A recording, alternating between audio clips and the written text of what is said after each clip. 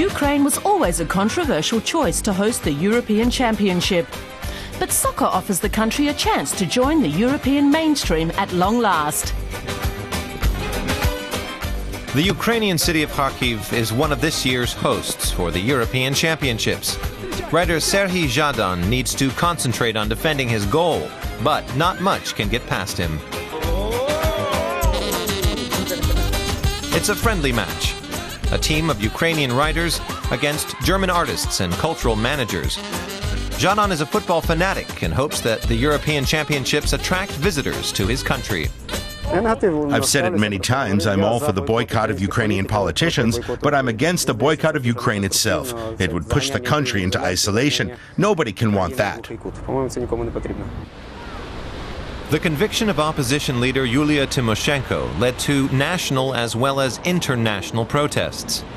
She was incarcerated in Kharkiv for political reasons, but Zhadan thinks the country's problems run much deeper.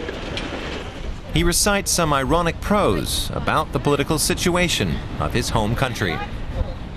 Мало хто розуміє специфіку політичної боротьби. Громадяни згадують про політиків лише на певній стадії непрухи й злоби.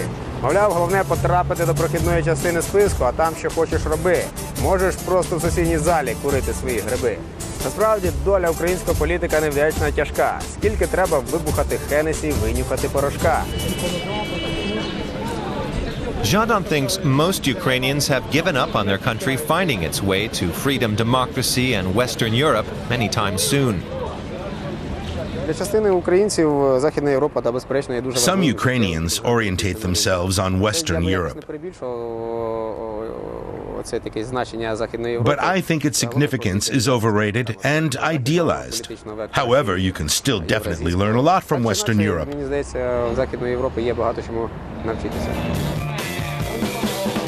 This is Zhadan's rock band, Dogs in Space, at a rehearsal.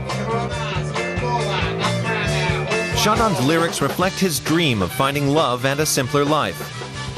The writer headed protests in Kharkiv during the Orange Revolution, which immediately followed the 2004 Ukrainian presidential election. Back then, he was optimistic.